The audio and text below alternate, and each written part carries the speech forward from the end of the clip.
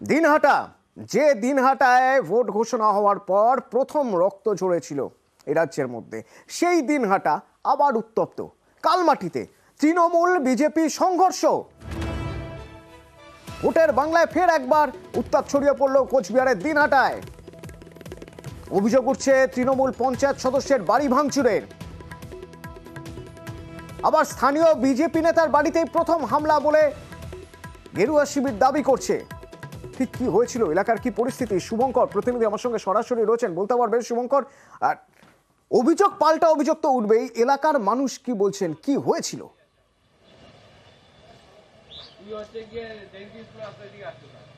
হ্যাঁ তো দেখো, ভোট ঘোষণার পর থেকে উত্তপ্ত হয়ে রয়েছে কোচবিহারের দিনহাটা। এবং গতকাল রাতে এই বামনহাট 2 গ্রাম পঞ্চায়েতের কালমাটি গ্রাম, এটা একদম বাংলাদেশ লাগোয়া গ্রাম, এই গ্রামেই গতকাল রাতে তৃণমূল এবং বিজেপি দুপক্ষের মধ্যে দুই গোষ্ঠী, এক গোষ্ঠী অপর গোষ্ঠীর বাড়িতে গিয়ে হামলা চালায়। এবং যেটা স্থানীয় সূত্রে জানা যাচ্ছে, প্রথমে বিজেপি আশ্রিত দুষ্কৃতীরা তৃণমূলের বাড়িতে হামলা চালিয়েছে। তৃণমূলের যিনি পঞ্চায়েত সমিতির সদস্য দিলীপ বর্মন, তার বাড়িতে হামলা চালায়, তার বাড়িঘর ভাঙচুর করা হয়। এরপরই তৃণমূলের যারা নেতাকর্মী রয়েছে তারা বিজেপির বাড়িতে, বিজেপির শক্তি প্রমুখ বীরেন সেন তার বাড়িতে ভাঙচুর করেছে, তার ঘরের আসবাবপত্র ভেঙে দিয়েছে। এবং গোটা ঘটনাকে কেন্দ্র করে এই এলাকায় উত্তেজনা ছড়িয়ে পড়েছে। রাতেই খবর পেয়ে সাহেবগঞ্জ থানার পুলিশ ঘটনাস্থলে গিয়েছে। গোটা বিষয়টি নিয়ে তৃণমূল এবং বিজেপি দুপক্ষই একে অপরের বিরুদ্ধে অভিযোগ পাল্টা অভিযোগ দায়ের করেছে সাহেবগঞ্জ থানায়। অতনু, একটা বিষয় একটু তোমার থেকে জানতে চাইবো শুভঙ্কর, এই দিনহাটা উত্তপ্ত হওয়ার পর, রাজ্যপাল সেখানে যাওয়ার পর, সেখানে পুলিশের ইন্টেলিজেন্স নিয়ে যখন প্রশ্ন উঠেছিল, তারপর কিভাবে পুলিশ কাজ করছে, তাদের ইন্টেলিজেন্স আরও মজবুত করার কথা হয়েছিল। এই ধরনের বিক্ষিপ্ত ঘটনা ঘটে চলেছে, কোনোভাবে আগে থেকে খবর থাকছে না।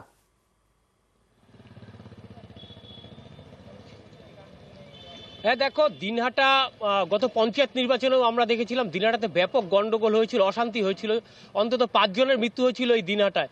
এবং তারপরে লোকসভা নির্বাচন, ইতিমধ্যেই কয়েক কোম্পানি কেন্দ্রীয় বাহিনী এসছে, পুলিশের বিভিন্ন ইন্টেলিজেন্স রয়েছে।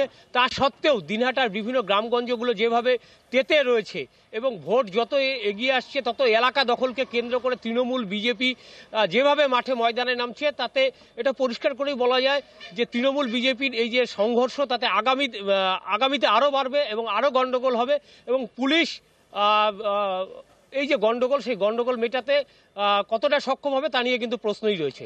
অতনু, খুব স্বাভাবিক, খুব স্বাভাবিক। এবারে গতকাল যে ঘটনা ঘটেছে তা নিয়ে তৃণমূল আর বিজেপি চাপানুতো শুরু হয়ে গিয়েছে।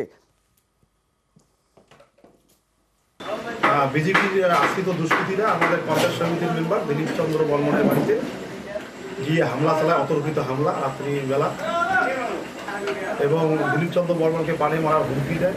সেই বাড়ি থেকে দিলীপ চন্দ্র বর্মনের যে স্ত্রীর গহনা এবং নগদ 20,000 টাকা নিয়ে তারা ওখান থেকে চম্পট দেয়।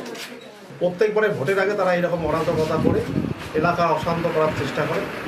আমরা এর তীব্র প্রতিবাদ জানাচ্ছি, এবং আগামী দিনে বিজেপিরা যদি এরকম নোংরা আচরণ করে তার যোগ্য জবাব দেওয়ার জন্য আমরা তৈরি আছি। গতকালকে কালমাটিতে বীরেন সেন আমাদের কর্মী, তার বাড়িতে রাতের অন্ধকারে প্রায় রাত্রি 1টা নাগাদ তৃণমূলের কিছু দুষ্কৃতিকারী, কিছু মাতাল গুন্ডা, তারা ওই বাড়ি ভাঙচুর করেছে, লুটপাট করেছে। আসলে দিনহাটার রাজনীতিতে যতদিন এই উদয়নগুলোর মতো নোংরা লোক রাজনীতিতে থাকবে, এই ধরনের নোংরা রাজনীতি দিনহাটায় চলতে থাকবে। কারণ উনি জানেন পরিষ্কারভাবে যে সাধারণ মানুষ ওনাকে পছন্দ করেন না, ওনাকে গুন্ডামো করে ওনাকে রাজনীতিতেই থাকতে হবে। এই রাজনৈতিক সংঘর্ষের খবর আসছে মালদা থেকেও। মালদার পিপলিতে সেখানে দেখা যাচ্ছে যে বিজেপি কর্মী সমর্থকদের উপর হামলার অভিযোগ উঠছে তৃণমূলের বিরুদ্ধে। একদম ধারালো অস্ত্রের কোপ মারা হয়েছে, অভিযোগ উঠছে।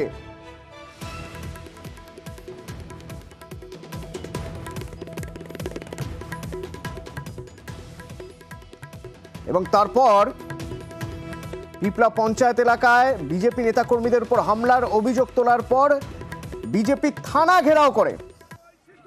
অভিযোগ সম্পূর্ণ খারিজ করেছে তৃণমূল। কিন্তু কি হয়েছিল জানবো, আমার সঙ্গে প্রতিনিধি সেবক রয়েছেন। সেবক, একদম অতনু, প্রথমেই তোমাকে যেটা জানাবো যে এই মুহূর্তে উত্তপ্ত মালদহের হরিশ্চন্দ্রপুর থানা ঘেরাও করেছেন বিজেপি প্রার্থী কর্মী সমর্থকরা। পুলিশের বিশাল ব্যারিকেড রয়েছে এবং পুলিশি বাধা বসে পড়েছেন বিজেপি প্রার্থী। হরিশ্চন্দ্রপুর থানা বন্ধ করে দেওয়ার হুঁশিয়ারি দিয়েছেন। কেন এই হুঁশিয়ারি?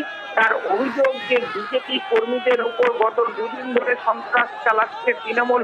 হরিশ্চন্দ্রপুরের পিপলার কাটিমপুরে হামলা চালানো হয়েছে, যে হামলায় বিজেপির বেশ কয়েকজন নেতাকর্মী জখম হয়েছেন। এই ঘটনায় পুলিশ নিষ্ক্রিয়, এমনটা অভিযোগ বিজেপির। আর সকাল থেকেই বিজেপি প্রার্থী বলছিলেন তারা আন্দোলনে নামবেন, তারা থানা ঘেরাও করবেন, পুলিশ দলদাসের মতো কাজ করছে। আর এর প্রতিবাদে এই মুহূর্তে থানা ঘেরাও ডাককে কেন্দ্র করে ব্যাপক উত্তেজনা। আর তৃণমূল বলছে যে অভিযোগ বিজেপি তুলছে তা উদ্দেশ্য প্রণোদিত, এই অভিযোগের কোনো সার্বত্তা নেই। কারণ যে হামলার কথা বলা হচ্ছে সেটা অরাজনৈতিক, জমি বিবাদকে কেন্দ্র করে গোলমাল হয়েছে। এর মধ্যে দল বা তৃণমূল যুক্ত নয়।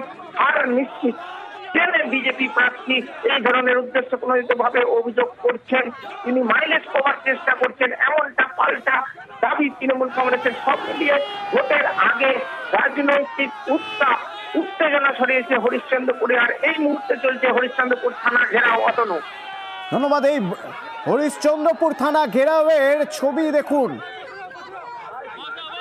হরিশ্চন্দ্রপুর থানা ঘেরাও করেছে বিজেপি কর্মী সমর্থকরা, অভিযোগ করছেন তারা।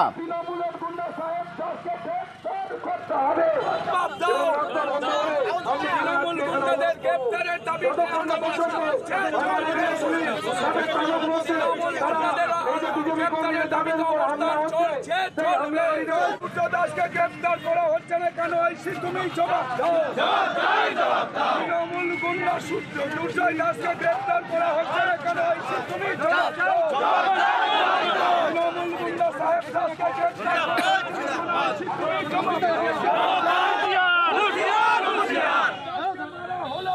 জবাব দাও। দাসকে মারা হলো কেন? জবাব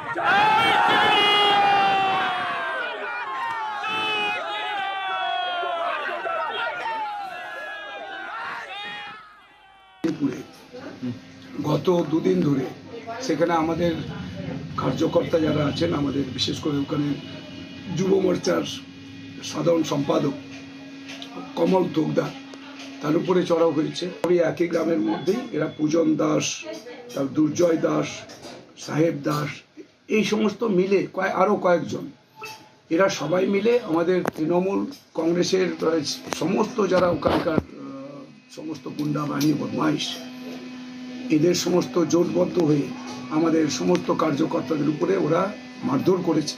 আর মানুষ এটা বুঝে কোনটা সত্যি কোনটা মিথ্যা। যতই তারা এসব থানা ঘেরাও করুক, আর এ করে লাভ হবে না। মানুষ মমতাদিকে ভালোবাসে, মমতাদির কাজকে ভালোবাসে। আর মমতাদি 24 ঘন্টা সবসময় মানুষের পাশে থাকে, মানুষের কাজ করে। তাই তফাৎ সবকিছু রং দেবে। এখন দেখবেন আপনার বাড়িতে যদি বাচ্চার সঙ্গে কোনো কিছু হয়, ওইটাও রং দিয়ে দেবে। ফের মন্তব্যে বিতর্ক। এবারও মন্তব্যের নিশানায় মমতা। কি সেই মন্তব্য? কার মন্তব্য? এই মন্তব্য নিয়ে তৃণমূল আক্রমণাত্মক। ফের একবার এই মন্তব্য নিয়ে বিতর্ক। বিজেপি প্রার্থীর মন্তব্য, যা এক্স হ্যান্ডেলে পোস্ট করে তৃণমূল, এবং জানিয়ে আক্রমণাত্মক তৃণমূল। একটি মিডিয়ায় প্রচারিত বিজেপি প্রার্থীর মন্তব্য এক্স হ্যান্ডেলে পোস্ট করে তৃণমূল। এক্স হ্যান্ডেলে পোস্ট করা তৃণমূলের সেই ভিডিও, তৃণমূলের ভিডিও একবার দেখুন। মমতা বন্দ্যোপাধ্যায়ের মনে হচ্ছে মৃত্যু ঘন্টা বেজে গেছে মনে হচ্ছে। মমতা বন্দ্যোপাধ্যায়ের মনে হচ্ছে মৃত্যু ঘন্টা বেজে গেছে মনে হচ্ছে। আর এই ভিডিও পোস্ট করে তৃণমূল আক্রমণাত্মক। অভিজিৎ গঙ্গোপাধ্যায় আজকে বলছেন যে তিনি মৃত্যু ঘন্টা বেজে গেছে মমতা বন্দ্যোপাধ্যায়। এই মানুষগুলো নাকি রাজনীতি করবে, এদেরকে আয়না দেখাবে বাংলার মানুষ। অভিজিৎ গঙ্গোপাধ্যায়, আপনাকে বলে দিই যে আপনি তো একটা বিচার ব্যবস্থার সঙ্গে যুক্ত ছিলেন, আপনার কথার মধ্যে তো যুক্তি থাকা উচিত। কিন্তু আপনি আজকে কারোর মৃত্যু কামনা করছেন, কোন তল্লানিতে গিয়ে আপনি নেমেছেন, তাই জন্য আপনি বিজেপির দলে ঢুকেছেন। কারণ এটা বিজেপির চরিত্র, এটা তাদের ডিএনএ। আর এদিকে দিলীপ ঘোষ, যাকে ইলেকশন কমিশন শোকজ করেছিল, সেই দিলীপ ঘোষ ইলেকশন কমিশনকে বলছেন মেশো। বলছেন মেসোর কাছে 10 জন মিলে গিয়ে নালিশ করেছে। এরকম আবার হয় নাকি? দিলীপ ঘোষ ইলেকশন কমিশনকে মেসো বলে উল্লেখ করছেন। কমিশন হলো মেসো। শোকজের পরেই এবার পাল্টা আক্রমণ দিলীপের। আমার অবাক লাগলো, একটা চিঠি দিতে 10 জন গেছে টিএমসির। ভাই কি এমন হয়ে গেছে? সকালে উঠে মেসোর বাড়ি দৌড়েছো তোমরা, যখন রাস্তাঘাটে দাঁড়িয়ে কার নামে কি না বলেছো। আমরা তো মেসোমশাইয়ের কাছে যাই না যে মেসোমশাই কান মুলে দিন। আজকে পারছো না রাস্তায় রাজনীতি করতে, তাই ইলেকশন কমিশনের কাছে যেতে হচ্ছে। যাও, ঠিক আছে, আমরাও আইন মেনে কাজ করি। যারা রাজনীতির ময়দান ছেড়ে দিয়ে আজকে ছুটে যাচ্ছেন, যারা কোনোদিন রাজ্যপালের কাছে যেত, রাজ্যপালকে গালাগালি তো, তারা রাজ্যপালের কাছে চা খেতে যাচ্ছে, ইলেকশন কমিশনের কাছে যাচ্ছে। কেন ময়দানে লড়তে পারছো না? দিলীপের এই মেসো মন্তব্য কিভাবে দেখছে তৃণমূল? শান্তনু সেন তৃণমূল নেতা, আমরা কথা বলেছিলাম। দিলীপ ঘোষ স্বভাবসিদ্ধ ভঙ্গিতে আরও একবার বাংলায় তথা ভারতবর্ষের একমাত্র মহিলা মুখ্যমন্ত্রী মমতা ব্যানার্জির বিরুদ্ধে অশ্রাব্য কথা বলায় model code of conduct violation হল। তৃণমূল কংগ্রেস তার বিরুদ্ধে প্রতিবাদ জানালো। সে বিষয়ে বক্তব্য রাখতে গিয়ে দিলীপ ঘোষ নির্বাচন কমিশনকে আক্রমণ করে মেসোমশাই বলে ব্যঙ্গ করে আরও একবার model code of conduct violate করলেন। আমি মনে করি নির্বাচন কমিশনের দৃষ্টি আকর্ষণ করতে চাইছি এবং পরপর দুবার এইভাবে model code of conduct violate করার জন্যে দিলীপ ঘোষকে শুধু শোকজ নয়, নির্বাচন কমিশনের এমন পদক্ষেপ নেওয়া উচিত যাতে দিলীপ ঘোষ এই নির্বাচনে প্রার্থী হতে না পারে। অবশ্য সুকান্ত মজুমদার দিলীপ ঘোষের পাশেই দাঁড়িয়েছেন। তিনি বলছেন এ তো হালকা মুডে বলা কথা, লাইটলি মুডে বলা কথা, এটা অত সিরিয়াসলি নেওয়ার কিছু আছে বলে আমার মনে হয়। যে বিতর্কটা ঘটেছিল সেই বিতর্ক তো অলরেডি দিলীপ দা ক্ষমা চেয়ে নেওয়ার পর আমার মনে হয় ছেড়েই গেছে, কিন্তু এটাকে ফালতু একটা ঘটনা তৈরি করার চেষ্টা হচ্ছে। আর কারণ হচ্ছে তৃণমূলের কাছে কোনো ইস্যু নেই। যে নির্বাচন কমিশনকে তৃণমূল কংগ্রেস, বিজেপির লোক, বিজেপির দালাল এই সমস্ত শব্দ ব্যবহার করেছিল, সেই নির্বাচন কমিশনের কাছে তৃণমূল কংগ্রেস কেন যাচ্ছে, এটা তো সবারই তো মনে সন্দেহের উদ্রেক হবে।